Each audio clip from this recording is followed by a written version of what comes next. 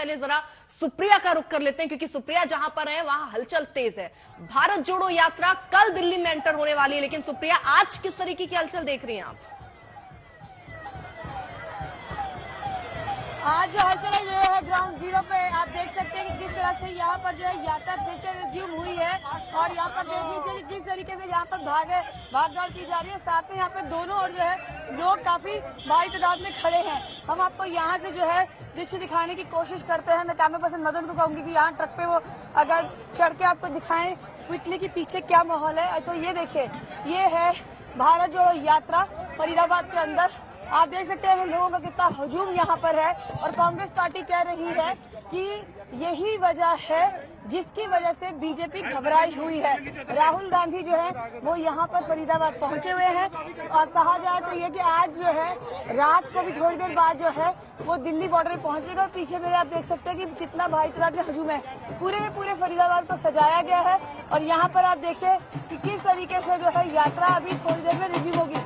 ढोल नगाड़े अभी से ही बज रहे हैं। यहाँ पे मीडिया को जो है आगे कर दिया गया है क्योंकि पीछे से एकदम धक्का लगता है और यहाँ पर जो है अभी भी भारी तादाद में लोग जो है वो यहाँ पर मौजूद आपको नजर आ जाएंगे।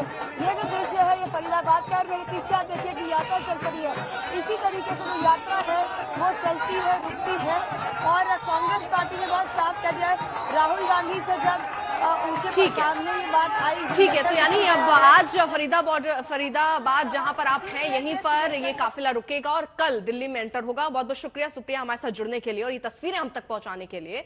आलोक शर्मा साहब, सबसे पहले सवाल मैं आपसे रखना चाह रही हूँ, भारत जोड़ो यात्रा अब क्या विपक्ष जोड़ो यात्रा बनता नजर आ रहा है, बन रहा है? देखिए, मैं समझता हूं कि आज जिस तरह के देश के हालात हैं, विपक्ष को किसी भी रूप में, किसी भी प्लेटफॉर्म पर, किसी भी माध्यम से अगर जोड़ा जाए वो देश के लिए अच्छा काम है। अगर भारत जोड़ो यात्रा में भी विपक्ष के सभी लोगों को बुलाया जाता है और भारत जोड़ो यात्रा का क्या मकसद है और भारत जोड़ो यात्रा की जो सफलता है उसमें विपक्ष भी जुड़ता है, तो ये देश के लिए एक अच्छा काम है।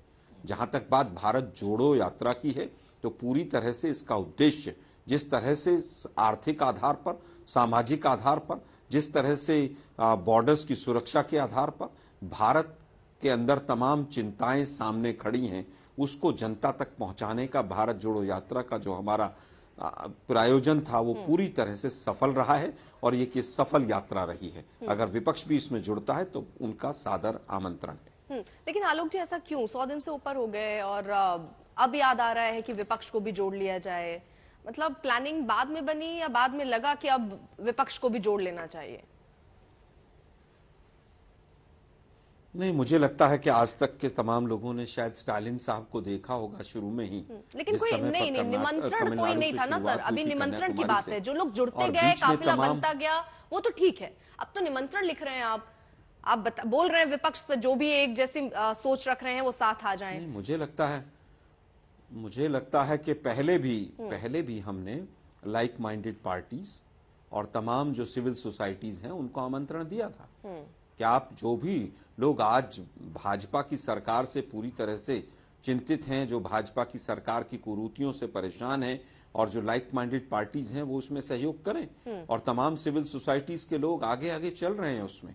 और जहां जहां जिस जिस राज्य में हमारी यात्रा गई वहां पर जो छोटे दल थे, क्षेत्रीय दल थे, उनके तमाम लीडर्स हमारे साथ आए हैं। क्या आपने केरला में नहीं देखा, कम्युनिस्ट पार्टी ऑफ इंडिया जो रूलिंग पार्टी है उसने भी हमारी यात्रा का स्वागत किया था, जबकि वहां पर वो हमारे लिए पूरी तरह से प्रतिद्वंदी हैं।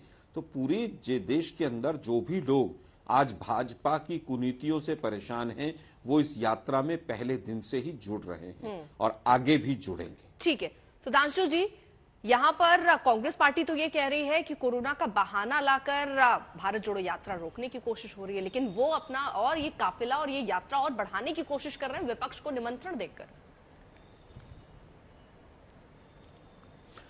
देखिए, एक्चुअली में जो राहुल गांधी जी की और एक कांग्रेस पार्टी की यात्रा है, ये हकीकत में तो विपक्ष को आईना दिखाने के लिए थी, उसका हमसे कोई मतलब थोड़ी था। हुआ ये, वास्तविकता में अनेक दावेदार पैदा हो गए जिसमें नीतीश कुमार जी, ममता बनर्जी जी, अब टीआरएस वाले चंद्रशेखर जी भी आ गए, अब नए नवेले अजब अलबेले राष्ट्रीय पार्टी का दर्जा पाए हुए केजरीवाल जी भी आ गए। तो एक प्रकार से कांग्रेस ने इसके द्वारा उन सबको अपनी हैसियत दिखाने की कोशिश की है कि भाई कश्मीर से कन्याकुमारी तक हम तो हैं, तुम जो दावेदारी कर रहे हो तुम कहां हो। और ईमानदारी की बात भी देखिए, केरल हो, तमिलनाडु हो, कर्नाटक से ये लोग आए, महाराष्ट्र, उसके बाद राजस्थान, हरियाणा, तो कोई भी पार्टी दावा नहीं कर सकती कि इन सब जगहों पे उनका कुछ ना कुछ अस्तित्व है। तो दिल्ली आते आते उनका एजेंडा खुल के सामने आ गया। अब उन्होंने विपक्ष से कहा कि आ जाओ, अब तुमने हैसियत देख ली कि दिल्ली पर अगर रहना है तो हमारे ही काफिले के पीछे रहना होगा, अन्यथा तुम्हारा कोई और अलग वजूद नहीं है। इसलिए इस यात्रा का उद्देश्य मेरा शुरू से ही विश्लेषण था, विपक्ष को उसकी हैसियत, विपक्ष के बड़े बड़े नेताओं को उनकी हैसियत दिखाना था कि आप कितना भी कह लें, आप एक राज्य या अधिक से अधिक 2 राज्य तक सीमित हैं।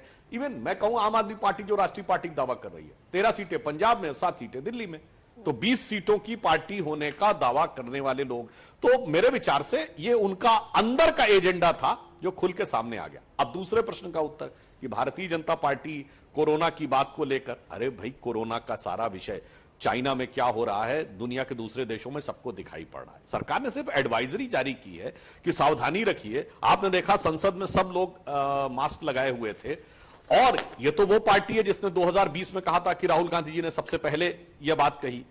अब यहां पर मैं कहूं कि कोई कहे कि हम उनसे डर रहे हैं, तो मैं कहना चाहूंगा जब दिल्ली में प्रवेश करेंगे तो हम डरेंगे। पुराने जमाने में जब टेस्ट मैच होते थे, अब तो वनडे और 2020 का दौर आ गया, अगर कोई बैट्समैन दोनों पारियों में 0 पे आउट हो जाए तो कहते थे चश्मा पहन लिया।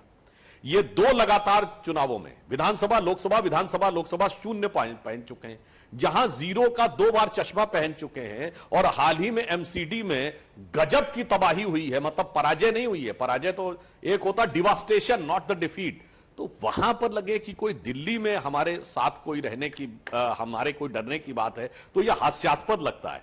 अब on the lighter note Arpita ji एक बात कह दूं, जब दिल्ली में आकर ये कहें राहुल गांधी, जहां उनकी खुद की रियासत तबाह हो गई, और वो दूसरों से कहें मेरे साथ आ जाओ, और साथ में आने को कोई तैयार दिख रहा है या नहीं, तो दिल्ली का जो आखिरी मुगल बादशाह था बहादुर शाह जफर, उसके द्वारा लिखे गए शेर की वो लाइन इन पे बिल्कुल फिट बैठती है कि न मैं किसी का हबीब हूं, न मैं किसी का रकीब हूं, जो बिगड़ गया वो नसीब हूं, जो उजड़ गया वो दयार हूं, जो किसी के काम न आ सका वो मैं एक मुश्त गुबार हूं। ठीक है।